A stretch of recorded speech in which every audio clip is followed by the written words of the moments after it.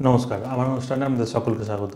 চলে এসেছি সিংহ রাশির জাতক জাতিকাদের জুন মাস কেমন যেতে চলেছে তার পুরো বিস্তারিত অনুষ্ঠান নিয়ে। পুরো অনুষ্ঠানটা ভালো করে দেখবেন, তাহলে বুঝতে পারবেন সিংহ রাশির জাতক জাতিকাদের জুন মাসে কী ফলাফল, কী ভালো খারাপ রয়েছে, কোন গ্রহ কোথায় অবস্থান করছে, কার নক্ষত্রে অবস্থান করছে। রবির যে অবস্থান রয়েছে সেই অবস্থান প্রথম দিকে এই জুন মাসের 15 তারিখ পর্যন্ত থাকবে কোথায়?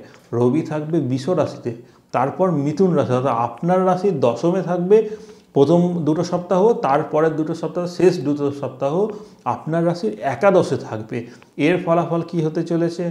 এবং প্রথম দিকে অর্থাৎ প্রথম দুটো সপ্তাহতে রবি, বুধ, বৃহস্পতি, শুক্রও একসাথে আপনার কর্মভাবে অবস্থান করবে। কেতু অবস্থান করছে আপনার দ্বিতীয়ভাবে, অর্থাৎ কন্যা রাশিতে। শনি অবস্থান করছে আপনার সপ্তমে, এবং রাহু মঙ্গলের অষ্টমে অবস্থান প্রথম সপ্তাহে রয়েছে। তারপর মঙ্গল নবমে প্রবেশ করবে। তার কী ফলাফল হতে চলেছে পুরো অনুষ্ঠানটা ভালো করে দেখুন। বলে দেবো সর্বপ্রথম গ্রহগুলো তো আমি বলেই দিলাম, এবং গ্রহগুলো কার নক্ষত্রে রয়েছে সেটাও আপনাদের বলে দিচ্ছি। প্রত্যেকটা গ্রহের ক্ষেত্রে বিশেষ করে মনে রাখতে হবে, রবি যেমন বৃষ রাশিতে রোহিণী নক্ষত্রে রয়েছে, চন্দ্র মীন রাশিতে উত্তর ভাদ্রপদে রয়েছে, মঙ্গল মীন রাশিতে প্রথম সপ্তাহে রেবতীতে থাকবে, তারপর মেষ রাশিতে অশ্বিনীতে প্রবেশ করে যাবে। বুধ বৃষ রাশিতে কৃত্তিকা নক্ষত্রে রয়েছে, বৃহস্পতি দগ্ধ অবস্থায় বৃষ রাশিতে কৃত্তিকা নক্ষত্রেই রয়েছে, শুক্র দগ্ধ অবস্থায় বৃষ রাশিতে রোহিণী নক্ষত্রে রয়েছে, শনি কুম্ভ রাশিতে পূর্ব ভাদ্রপদ নক্ষত্রে রয়েছে, রাহু বক্রী অবস্থায় মীন রাশিতে রেবতী নক্ষত্রে অবস্থান করছে, কেতু বক্রী অবস্থায় কন্যা রাশিতে হস্তা নক্ষত্রে অবস্থান করছে। কি ফলাফল হতে চলেছে পুরো অনুষ্ঠানটা দেখুন, এবং চ্যানেলটিকে সাবস্ক্রাইব করুন, ফেসবুকে ফলো অবশ্যই করুন। সিংহ রাশি, রাশি অধিপতি রবি। সবসময় যে কাজটাই করবে না কেন সেটাতে সবসময় ভালোর আশা কিন্তু তারা করে থাকে। ভালো চাকরি, ভালো কর্ম, যেখানে বিবাহ হবে, ভালো কোনো ফ্যামিলিতে বিবাহ, এইগুলো কিন্তু তারা সবসময় তাদের একটা আশা আকাঙ্ক্ষা কিন্তু থেকেই যায়। যতদিন না তারা সেরকম কোনো কর্ম পায়, তাদের সেই আশা কিন্তু পূরণ কিন্তু হয় না। এই রবি আপনার রাশিতে, প্রথমেই বলে রাখবো, রাশি থেকে রাশির দশমে রয়েছে প্রথম দুটো কর্মস্থানে রবি যখন রয়েছে, কর্মজীবনে উন্নতির যোগ প্রবল নির্দেশ করছে জুন মাসে আপনাদের ক্ষেত্রে। জুন মাসে কর্মপ্রাপ্তির যোগ, কর্মজীবনের সাফল্য, পদোন্নতির যোগ খুব ভালো সিংহ রাশির জাতক জাতিকাদের জন্য রয়েছে। অর্থনৈতিক দিকে যেটা আপনাদের বলে রাখবো, কেতুর যে অবস্থান এবং যেটা দ্বিতীয় অধিপতি বুধ, যেও কিন্তু কর্মস্থানে রয়েছে, প্রথম দিকে আপনাদের অর্থনৈতিক উন্নতির যোগ খুব ভালো রয়েছে। তারপরে কিছুটা বাধার জায়গা বা কোনো পার্সনের দ্বারা বা কোনো পার্টনারের দ্বারা অর্থ ক্ষতি বা লস বা কিছু চুরি হয়ে যাওয়ার সম্ভাবনা এই মাসে কিন্তু নির্দেশ করছে, যার কারণে একটা আর্থিক ক্ষতির জায়গাটা কিন্তু দেখা যাচ্ছে। তাই যে কোনো মূল্যবান জিনিস খুব সাবধানে কিন্তু এই মাসে রাখবেন। বিশেষ করে আপনাদের জুন মাসের ক্ষেত্রে আমি বলছি, জুন মাসে চুরি হয়ে যাওয়ার সম্ভাবনা কিন্তু রয়েছে। এবং দ্বিতীয় স্থানে কেতু, যতটা কম কথা বলা যায় এবং নিজের কথার মধ্যে নিয়ন্ত্রণ রাখার চেষ্টা অবশ্যই করবেন।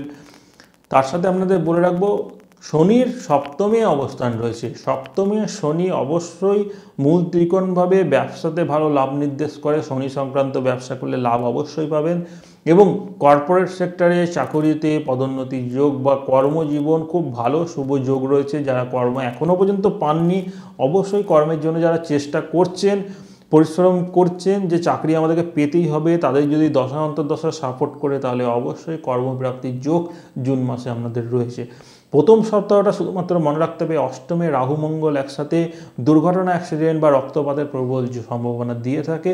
তাই প্রথম সপ্তাহটা একটু সাবধানে পার করে দিন। দ্বিতীয়, তৃতীয়, চতুর্থ তিনটে সপ্তাহ আপনাদের জন্য খুব ভালো যাবে, কারণ মঙ্গল আপনার অষ্টম থেকে নবম স্থানে গোচর করে যাবে। ভাগ্যস্থানে যখনই মঙ্গল প্রবেশ করবে, ভাগ্যপতি গ্রহ, তখনই আপনাদের ভাগ্যোন্নতির যোগ প্রবল রয়েছে। যদি প্রমোশনের সম্ভাবনা ছিল, যেটা দেরি হচ্ছে, সেটা কিন্তু মঙ্গল মেষ রাশিতে প্রবেশের পরই হয়ে যাবে।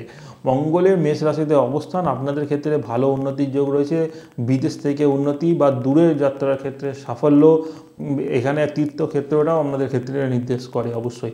এবং মনে রাখতে হবে, জন্মস্থান থেকে যারা দূরে রয়েছেন তাদের জীবনে সাফল্য খুবই নির্দেশ করবে তাড়াতাড়ি।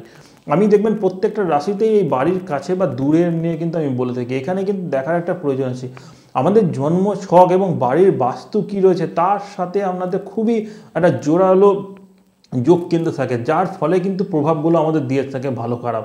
যদি আমার চার্টে দেখা যায় আমার বাড়িতে থেকে উন্নতি নেই, যে আপনি যদি ভাবেন যে সারা জীবন আপনি ওখানে থেকেই যে বাড়ির সবাইকে দেখতে হবে, অবশ্যই নিজের মা বাবাকে দেখার প্রয়োজন আছে, সকলকে দেখার প্রয়োজন আছে, আপনার কর্তব্য সেটা। কিন্তু যদি কর্মটা দূরে রয়েছে তাহলে দূরবর্তী স্থানে গিয়ে কর্ম করুন, না হলে সেইভাবে সাফল্য জীবনে আসবে না। তাই জন্যই আমি বাড়ির কাছে এবং দূরের জায়গাগুলো বলি। অনেকে একজন কমেন্ট করেছিলেন, সেই কমেন্টের জন্যই আমার বিশেষ করে মাথায় এলো কথাটা, যে আপনি সবসময় বাড়ির বাইরে বা বাড়ির থেকে দূরে গেলেই কেন? কারণ দূরে যদি আপনি যান, আপনার তখনই ছকের যে কন্ডিশনটা রয়েছে, গ্রহের যে অবস্থা, সেটা অ্যাক্টিভ হবে। যখনই অ্যাক্টিভ হবে তখনই কর্মপ্রাপ্তির যোগটা বা কর্মের জায়গাটা ভালো হবে। এটা যখনই আপনি মেন্টালের জায়গা অর্থাৎ আপনার মানসিক চিন্তার জায়গায় আপনি এটা ভেবে নেবেন যে আমি বাড়িতে থেকে আমার যখন হচ্ছে না, বাড়ির থেকে দূরবর্তী স্থানে আমি চেষ্টা করি, বাড়ির থেকে দূরে থেকে আমি কর্ম করার চেষ্টা করি, তখন থেকে আপনি আস্তে আস্তে দেখবেন যে কর্মের সুযোগগুলো আপনার আস্তে আস্তে বৃদ্ধি হচ্ছে। কারণ আমাদের শুভ চিন্তা ভাবনায়, আমাদের ভালো চিন্তা ভাবনায় কিন্তু একটা ভালো জায়গা দিকে নিয়ে যায়। তো এই নিয়ে আমি বেশি বাড়াবো না, আমি অন্যান্য গ্রহগুলো নিয়ে আলোচনা করে দিই।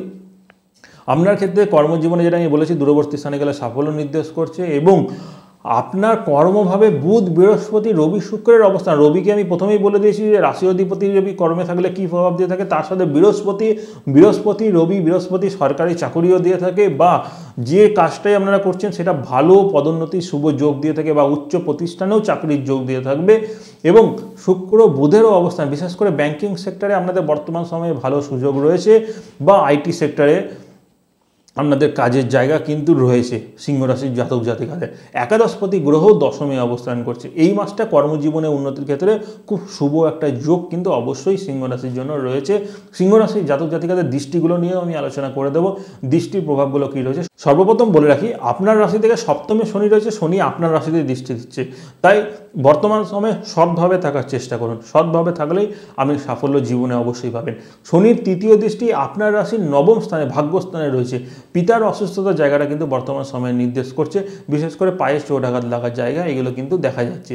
আরেকটা শনির যে দৃষ্টি পড়ছে আপনার রাশির চতুর্থ দৃষ্টি পড়ছে। বর্তমান সময়ে মায়ের শরীর স্বাস্থ্যের জায়গাটার দিকে কিন্তু আপনাদের সতর্ক থাকতে হবে, এবং মায়েরও চোট আঘাত লাগার সম্ভাবনা কিন্তু নির্দেশ করছে সিংহ রাশির জাতক জাতিকাদের জন্য।